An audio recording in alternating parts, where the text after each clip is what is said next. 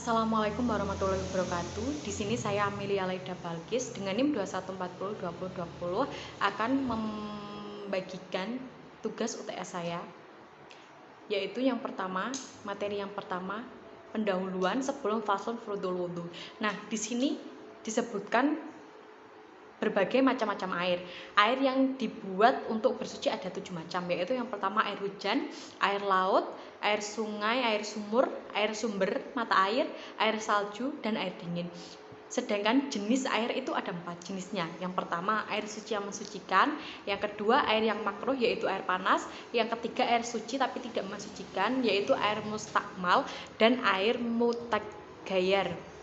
Yang keempat ada air mutanajis. Air mutanajis itu air kurang 2 kuloh yang terkena najis atau air yang mencapai 2 kuloh yang berubah. Adapun ukuran 1 kuloh adalah 500 kati Baghdad menurut pendapat yang sahih. Selanjutnya, di dalam mazhab Syafi'i, para ulama membagi air menjadi 4 kategori, yaitu yang pertama, air suci dan mensucikan. Air suci yang mensucikan artinya zat air tersebut suci dan bisa digunakan untuk bersuci. Yang selanjutnya, air musyammas. Air musyammas adalah air yang dipanaskan di bawah terik sinar matahari dengan menggunakan wadah yang terbuat dari logam selain emas dan perak, seperti besi atau tembaga. Air ini hukumnya suci dan mensucikan, hanya saja makruh bila dipakai untuk bersuci. Selanjutnya, air suci tapi tidak mensucikan, yaitu tidak bisa dipakai untuk bersuci, baik untuk bersuci dari hadas maupun dari najis. Ada 2 macam air suci namun tidak bisa digunakan untuk bersuci, yaitu air mustakmal dan air mutaghyar. Selanjutnya ada air mutanajis. Air mutanajis adalah air yang terkena barang najis yang volumenya kurang dari 2 kulah atau volumenya mencapai 2 kulah dan lebih. Air sedikit apabila terkena najis, maka otomatis air tersebut menjadi mutanajis meskipun tidak ada sifatnya yang berubah. Selanjutnya yaitu faslun wa furudul wudu'i, fardu wudu sebelum faslun wal istisalat al masnunat, yaitu mandi wajib. Materi kedua. Yang pertama, fardu wudu meliputi niat saat membasuh wajah, membasuh kedua tangan sampai siku, mengusap sebagian kepala, membasuh kedua kaki sampai mata kaki, dan tertib. Selanjutnya, sunnah wudu meliputi membaca basmalah, membasuh kedua telapak tangan sebelum memasukkan ke wadah air, berkumur, menghirup air ke hidung, mengusap seluruh kepala, mengusap kedua telinga luar dengan air baru, menyisir jenggot tebal dan jari, membasuh sela-sela tangan dan kaki, mendahulukan sebagian kanan daripada kiri, mensucikan masing-masing 3 kali, dan terakhir muwalat atau tidak terputus. Selanjutnya ada istinja. Istinja atau bersuci adalah dengan membersihkan kotoran usai buang air kecil atau besar merupakan suatu hal yang wajib dilakukan. Air bersih merupakan salah satu alat yang digunakan untuk beristinja. Namun apabila tidak ada air bersih, alat bersuci yang bisa dijadikan pilihan berikutnya yaitu adalah batu. Dengan memakai 3 buah batu, akan tetapi terdapat 2 acara, maka membersihkan dengan menggunakan air yang bersih merupakan hal yang paling utama. Jadi yang memakai batu itu ketika tidak ada air bersih. Selanjutnya hal yang membatalkan wudhu ada 5, yaitu keluarnya sesuatu dari kubul dan dubur, hilangnya akal sementara tidur, mabuk bersentuhan bukan mahram, menyentuh kemaluan dengan nafsu. Selanjutnya yang mewajibkan mandi adalah sebagai berikut: bersetubuh dengan pria, baik dengan wanita, baik keluar mani atau tidak. Keluar mani sedikit atau banyak diharuskan mandi wajib, meskipun keluar maninya itu tidak karena sebab bersetubuh dan wafat. 3 lainnya dikhususkan untuk wanita, yaitu bagi wanita setelah haid wajib melakukan mandi wajib, wiladah setelah melahirkan, dan nifas bagi wanita yang setelah melahirkan. Materi selanjutnya faslun wal istisalat al masnunat, mandi sunnah sebelum faslun kullu ma'in kharaja min sabilaini najisun, sebelum perkara yang keluar dari 2 lubang adalah najis. Penjelasan dan keterangan. Mandi ketika akan mengerjakan sholat Jumat. Jadi ini menceritakan tentang mandi-mandi. Yang pertama, mandi sebelum mengerjakan sholat Jumat. Mandi Jumat hukumnya adalah sunnah muakkad. Mandi Jumat menjadi wajib jika diniatkan untuk nazar. Meninggalkan mandi Jumat dihukumi makruh jika ditinggalkan tanpa uzur. Yang kedua, mandi ketika hari raya. Mandi hari raya ini berlaku bagi mereka merdeka atau budak, yang balik atau masih anak-anak. Mandi hari raya bertujuan untuk berpenampilan bagus pada hari raya. Namun, awal mandi hari raya mulai dari pertengahan malam sampai akhir tenggelamnya matahari. Selanjutnya, mandi ketika mengerjakan sholat istisqa. Sholat istisqa itu sholat yang meminta hujan. Jadi, waktu mandi akan mengerjakan sholat istisqa dimulai ketika akan sholat bagi orang yang mau sholat sendiri, munfarid, atau ketika manusia akan berkumpul bagi orang yang sholat berjamaah. Selanjutnya, mandi ketika mengerjakan sholat khusuf yaitu gerhana bulan dan sholat kusuf yaitu gerhana matahari. Waktu mandi khusuf dan kusuf dimulai ketika terjadi perubahan dan berakhir ketika terjadi injil ta'am atau gerhana hilang sempurna. Selanjutnya, mandi setelah memandikan jenazah. Mandi ini berlaku ketika memandikan jenazah muslim atau kafir. Waktu dimulai setelah memandikan jenazah, sedangkan berakhir ketika berbalik darinya. Irwotanbu enggak atau mandi. Begitu juga mentayamumkan jenazah disunahkan pula untuk mandi. Alasan sunahnya karena menyentuh jenazah yang lepas dari roh tentu menjadi lemas dan udara itu yang menguatkannya. Di sini boleh yang memandikan jenazah dalam keadaan suci atau haid. Berlaku hukum setelah memandikan jenazah tersebut. Selanjutnya, mandi bagi orang kafir. Setelah masuk ke Islam, waktu mandi dimulai ketika mulai masuk Islam. Waktu berakhir mandi ketika sudah berlalu waktu yang lama atau berpaling darinya. Irwotanhu enggan untuk mandi. Yang diperintahkan di sini adalah mandi karena masuk Islam dan sebelumnya kafir, termasuk juga orang yang murtad yang masuk Islam kembali. Selanjutnya, mandi bagi orang yang sembuh dari gila. Mandi ini dinyatakan sunnah jika memang selama keadaan tidak sadar, tidak mengalami junub. Jika mengalami junub, maka diperintahkan mandi wajib. Mandi ini dilakukan mulai ketika sudah dalam keadaan sadar. Jadi ketika gila tapi sudah sadar gitu ya, wajib mandi. Selanjutnya, mandi ketika mengerjakan ihram. Mandi dimulai ketika ingin berihram, baik ketika akan haji, umroh, atau ihram secara mutlak. Mandi ini berlaku untuk bagi yang balik. Yang belum balik, majnun, hilang kesadaran, dalam keadaan sadar, belagal, yang dalam keadaan suci, yang sedang haid. Jika berihram tidak mendapatkan air, maka boleh tayamum untuk mempertimbangkan ihramnya tersebut. Selanjutnya, mandi ketika akan memasuki Mekah. Mandi ini berlaku pada yang berihram haji atau umroh. Dilakukan ketika akan masuk Mekah. Disunahkan ketika masuk tempat yang namanya Zituwa. Mandi ketika akan memasuki Mekah juga berlaku bagi yang tidak berihram. Selanjutnya, mandi ketika akan wukuf di Arafah. Waktu mandi ini dimulai dari subuh di Arafah seperti mandi Jumat. Yang pada afdolnya untuk mandi adalah mendekati waktu awal tergelincirnya matahari, yaitu mendekati zuhur. Waktu wukuf dimulai dari awal hari Arafah 9 Dzulhijjah hingga waktu fajar pada 10 Dzulhijjah. Mandi ketika akan mabit, yaitu bermalam di Musdalifah. Mandi ketika akan mabit ini tidak disunahkan karena waktunya dekat dengan mandi di Arafah. Mabit di Musdalifah didapati dengan menemukan malam kedua meski berada di tengah-tengah. Selanjutnya, mandi ketika akan melempar jumroh.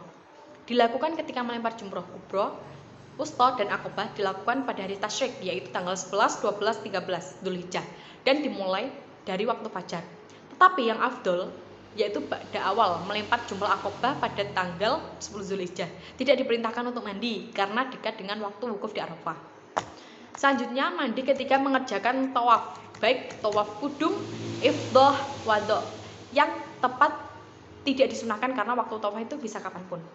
Selanjutnya, mengusap kuf dilakukan sebagai ganti dari membasuh kaki saat berwudu, karena itu waktu pengusapan adalah saat giliran membasuh kaki saat berwudu. Caranya adalah mengusapkan air tanpa mengalirkan ke bagian atas kuf atau punggung kaki. Yang kedua, niat tayamum. Niat tayamum dilakukan ketika memindah debu, yaitu setelah menempukkan kedua telapak tangan ke debu akan berlanjut sampai mengusap wajah. Caranya mengusap dari bagian atas wajah, meratakannya ke seluruh permukaan wajah dengan cara 1 kali tepukan. Selanjutnya, membahas tentang najis muaffafah ringan. Najis muaffafah adalah najis ringan. Salah satu contoh dari najis muaffafah adalah air kencing bayi yang berjenis kelamin laki-laki dan usia kurang dari 2 tahun. Karena bayi tersebut kan masih meminum air susu ibu. Cara membersihkannya cukup mudah karena termasuk dalam najis ringan. Hanya dibersihkan dengan cara yang singkat. Yang kedua, najis mutawasitoh, yaitu najis yang sedang. Najis yang sedang ini contohnya sesuatu yang keluar dari kubul dubur manusia atau binatang, terkecuali air mani. Selain itu, contoh lainnya adalah khamar atau minuman keras dan susu hewan dari binatang yang tidak halal untuk dikonsumsi. Yang selanjutnya, najis mughalladzah, ini najis yang berat. Yang termasuk dalam najis mughalladah itu anjing, babi, darah. Cara untuk membersihkannya ini cukup rumit. Cara yang dapat dilakukan untuk bersuci yaitu dengan membasuh bagian yang terkena najis banyak 7 kali. Salah satu dari ketujuh basuhan tersebut dengan menggunakan air tercampur dengan debu atau tanah. Lalu disusul dan membasuhnya yaitu menggunakan air. Najis yang dimaafkan, najis ini adalah najis yang dimaafkan. Najis ma'fu dapat ditolerir hingga yang terkena najis dapat mengabaikan untuk membasuh atau mencuci. Contoh dari najis ma'fu adalah najis kecil yang tidak kasat mata, seperti ketika kita sedang buang air kecil tanpa melepas seluruh pakaian yang menempel di badan. Secara tidak sengaja mungkin ada sedikit sekali percikan air kencing yang mengenai pakaian. Nah, maka hal itu tersebut dapat ditoleransi sehingga tidak perlu bersuci.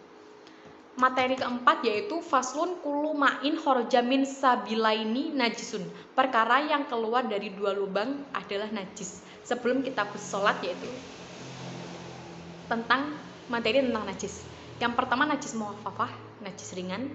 Salah satu dari najis mukhafafah adalah kencing bayi yang berjenis kelamin laki-laki kurang dari usia 2 tahun dan bayi tersebut hanya meminum air susu ibu, belum mengkonsumsi jenis makanan apapun. Cara membersihkannya hanya menggunakan percikan air mandi atau berwudu, mencuci dengan sabun. Selanjutnya najis mutawasithah yaitu termasuk ke dalam najis sedang. Contoh dari najis ini adalah segala sesuatu yang keluar dari kubur manusia atau binatang, terkecuali air mani. Nah, ada najis ainiyah. Secara sederhana, najis ainiyah adalah najis yang masih ada wujudnya. Najis ini dapat terlihat rupanya, dapat tercium baunya, serta dapat dirasakan rasanya. Selanjutnya ada najis hukmiyah. Sedangkan najis ini, najis hukmiyah, najis yang tidak bisa dilihat rupanya. Lalu yang terakhir ada najis mughalladah, yang najis yang sangat berat. Contohnya anjing, babi, darah. Dan cara mensucikannya menggunakan air yang tercampur dengan debu dan tanah, disusul membasuhnya dengan air. Lalu ada najis ma'fu, jenis najis yang terakhir. Sederhananya najis ma'fu najis yang dimaafkan. Namun najis ma'fu dapat ditoleransi sehingga yang terkena najis dapat mengabaikan untuk membasuh atau mencuci. Contohnya seperti yang tadi. Ketika pipis kecipratan, itu termasuk najis yang ma'fu. Selanjutnya materi kelima yaitu kitab sholat. Sebelum faslun 2 arkanus sholat, syarat syah sholat disebutkan bahwa Habib Muhammad bin Ahmad bin Umar Asy-Syatiri membahas 15 sah sholat ibadah, antara lain yang pertama beragama Islam, dalam ini dikhususkan untuk yang beragama Islam, selain itu tidak diperbolehkan. Yang kedua mumayyiz, atau ketika seorang anak sudah memasuki umur 7 tahun di mana ia sudah mampu membedakan hal yang benar dan tidak. Syarat ini termasuk mengecualikan orang gila dan anak kecil yang belum mengerti apa-apa. Selanjutnya sudah masuk waktu sholat misal waktu subuh batas waktunya sampai terbit, dan sholat duhur siang sampai mendekati sholat asar. Selanjutnya mengetahui fardu sholat, mengetahui waktu sholat yang sudah ditentukan misal subuh sebelum matahari terbit. Selanjutnya tidak sambil makan dan minum. Maksud dalam hal ini melaksanakan sholat tidak diperbolehkan makan dan minum dengan membatalkan sholat dan harus wudu lagi mengulang dari awal. Selanjutnya suci dari najis, baik pakaian badan maupun tempat sholat. Sebelum sholat harus mensucikan diri dari hadas kecil maupun besar, baik pakaian ataupun badan. Dalam melakukan sholat kita harus suci dari hadas apapun. Selanjutnya menutup aurat. Menutup aurat dalam sholat kan wajib. Bagi wanita tertutup kecuali telapak tangan dan muka, sedangkan laki-laki auratnya dipusar sampai lutut. Selanjutnya menghadap kiblat bagi yang musafir yang melakukan sholat sunnah yang akan dalam keadaan berperang dan orang yang buta arah ataupun pas di dalam kapal, jadi itu tidak menghadap kiblat tidak apa-apa. Tidak bicara dalam pelaksanaan sholat, tidak diperbolehkan untuk berbicara kecuali dalam bacaan sholat. Jika berbicara dalam sholat maka sholat itu batal. Selanjutnya tidak banyak bergerak selain gerakan sholat. Selanjutnya materi yang selanjutnya faslun 2 arkanus sholat. Sebelum faslun walazi yubtilu sholat, sebelum perkara yang membatalkan sholat. Rukun-rukun sholat terdapat 18, yaitu berdiri bila puasa, takbiratul ihram, membaca al-fatihah dengan basmalahnya, rukuk tu'maninah dalam rukuk, bangun dari rukuk, i'tidal berdiri setelah rukuk, tu'maninah saat i'tidal, sujud dan tu'maninah saat sujud, duduk di antara 2 sujud dan tu'maninah, duduk terakhir dan tasyahud tahiyat, Saat duduk terakhir membaca sholawat pada Nabi saat tahiyat akhir. Salam pertama, niat keluar dari sholat, tertib sesuai urutan rukun di atas. Sunahnya sholat sebelum melaksanakan sholat ada dua, yaitu azan dan iqomah. Sunahnya sholat melaksanakan sholat ada dua, yaitu tahiyat tasyahud pertama dan membaca kunut saat sholat subuh dan sholat witir pada pertengahan kedua bulan Ramadan. Sunnah hayat adalah mengangkat kedua tangan ketika takbiratul ihram, membaca takbir intikal ketika hendak ruku, membaca takbir intikal ketika bangun dari ruku. Bagi laki-laki untuk auratnya di antara kedua pusar hingga lutut, sedangkan perempuan seluruh tubuh kecuali muka dan telapak tangan. Kedua laki-laki merenggangkan dua siku tangannya dari kedua lambungnya waktu ruku dan sujud, sedangkan perempuan merapatkan satu anggota kepada anggota yang lainnya. Selanjutnya kepada materi yang terakhir, yaitu faslun walazi yubtilus sholat, perkara yang membatalkan sholat. Terdapat 11 hal yang membatalkan sholat, yaitu perkataan yang disengaja, gerakan yang banyak, hadas kecil maupun besar, adanya najis, terbukanya aurat, berubahnya niat, membelakangi kiblat, makan, minum, tertawa terbahak-bahak, dan yang terakhir murtad. Jumlah rakaat dalam sholat fardu ada 17 rakaat, 34 sujud, 94 takbir, 9 tahiyat, 10 salam, dan 153 tasbih. Sedangkan jumlah rukunnya ada 124 rukun. Jika seseorang tidak dapat sholat dengan berdiri, maka boleh dengan duduk. Apabila tetap tidak bisa, maka boleh dengan tidur miring. Perkara yang ditinggal dalam sholat ada 3, yaitu fardu, sunnah, dan hayah. Waktu yang dilarang untuk melaksanakan sholat sunnah adalah setelah sholat subuh sampai terbit matahari, saat matahari sampai sempurna dan naik sekitar 1 ombak, saat matahari tepat di tengah sampai condong, dan setelah sholat asar sampai matahari terbenam, saat matahari terbenam sampai sempurnanya terbenam. Jadi itu tadi contoh-contoh yang tidak, waktu-waktu yang tidak diperbolehkannya saat kita akan melaksanakan sholat. Jadi itu tadi. Baik, itu tadi kesimpulan rangkuman dari saya. Mohon maaf apabila ada salah kata. Sekian, wassalamualaikum warahmatullahi wabarakatuh.